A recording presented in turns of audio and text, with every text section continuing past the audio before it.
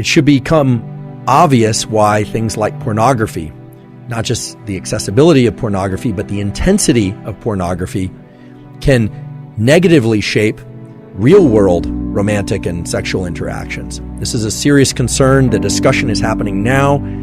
The underlying neurobiological mechanisms you now understand. But again, any activity that evokes a lot of dopamine release will make it harder to achieve the same level, and certainly the greater level of dopamine through a subsequent interaction.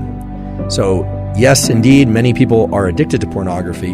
And yes, indeed, many people who regularly indulge in pornography experience challenges in real-world romantic interactions. You now understand the mechanisms behind what I'm telling you.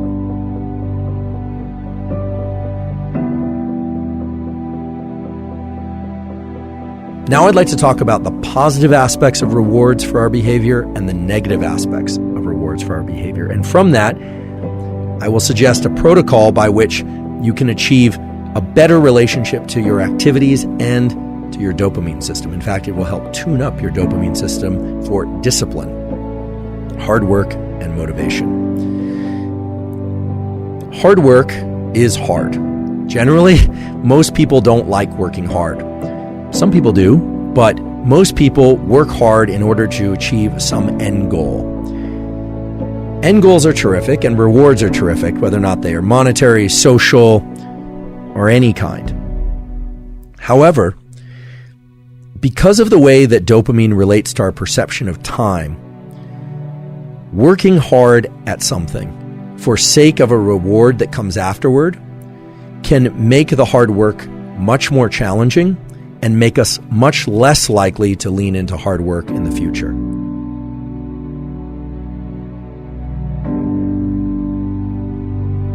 There's a classic experiment done actually at Stanford many years ago, in which children in nursery school and kindergarten drew pictures. And they drew pictures because they like to draw.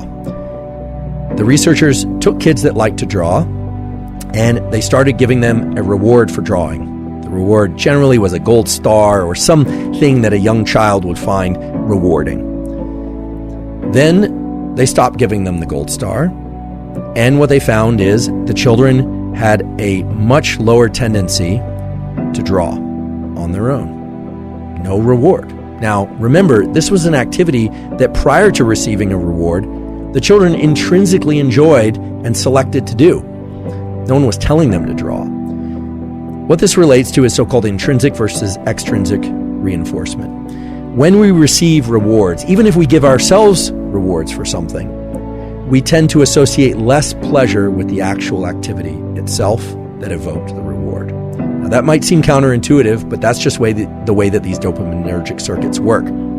And now understanding these peaks and baselines in dopamine, which I won't review again, this should make sense. If you get a peak in dopamine from a reward, it's going to lower your baseline, and the cognitive interpretation is that you didn't really do the activity because you enjoyed the activity, you did it for the reward. Now, this doesn't mean all rewards of all kinds are bad, but it's also important to understand that dopamine controls our perception of time. When and how much dopamine we experience is the way that we carve up what we call our experience of time.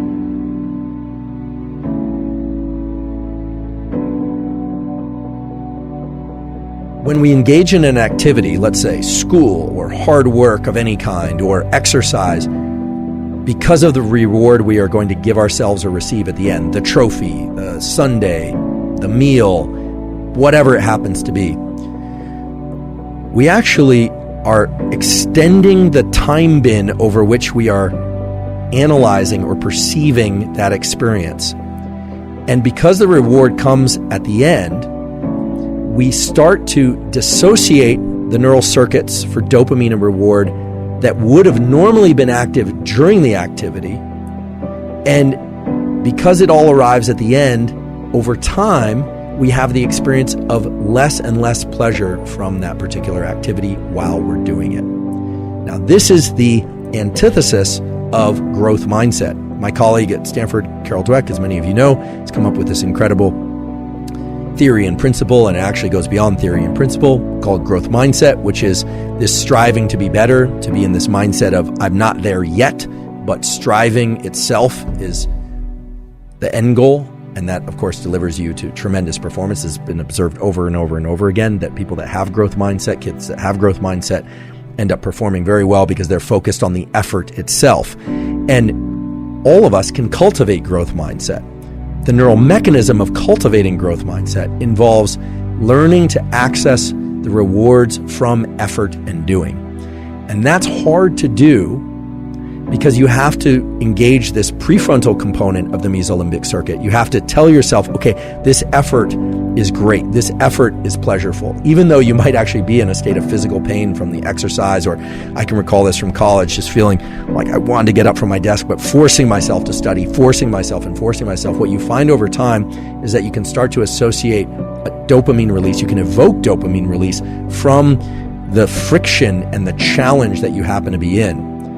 You completely eliminate the ability to generate those circuits and the rewarding process of being able to reward friction while in effort if you are focused only on the goal that comes at the end, because of the way that dopamine marks time. So if you say, oh, I'm going to do this very hard thing and I'm going to push for that end goal that comes later, not only do you enjoy the process of what you're doing less, you actually make it more painful while you're engaging in it.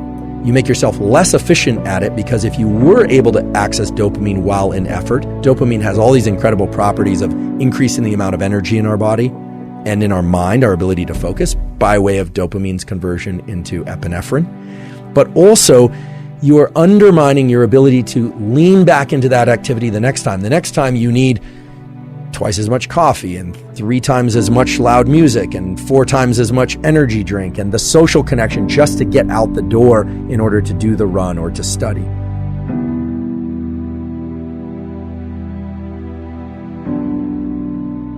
So what's more beneficial, in fact, can serve as a tremendous amplifier on all endeavors that you engage in, especially hard endeavors, is to not start layering in other sources of dopamine in order to get to the starting line, not layering in other sources of dopamine in order to be able to continue, but rather to subjectively start to attach the feeling of friction and effort to an internally generated reward system. And this is not meant to be vague. This is a system that exists in your mind, that exists in the minds of humans for hundreds of thousands of years, by which you're not just pursuing the things that are innately pleasurable, food, sex, warmth, water when you're thirsty, but the beauty of this mesolimbic reward pathway that I talked about earlier is that it includes the forebrain. So you can tell yourself the effort part is the good part. I know it's painful. I know this doesn't feel good, but I'm focused on this. I'm going to start to access the reward. You will find the rewards, meaning the dopamine release inside of effort, if you repeat this over and over again. And what's beautiful about it is that it starts to become reflexive for all types of effort. When we focus only on the trophy, only on the grade, only on the win as the reward, you undermine that entire process. So how do you do this? You do this in those moments of the most intense friction. You tell yourself, this is very painful, and because it's painful, it will evoke an increase in dopamine release later, meaning it will increase my baseline in dopamine. But you also have to tell yourself that in that moment, you are doing it by choice and you're doing it because you love it. And I know that sounds like lying to yourself, and in some ways it is lying to yourself, but it's lying to yourself in the context of a truth, which is that you want it to feel better. You want it to feel even pleasurable. Now, this is very far and away different from thinking about the reward that comes at the end, the hot fudge sundae for after you cross the finish line. And you can replace hot fudge sundae with whatever reward happens to be appealing to you.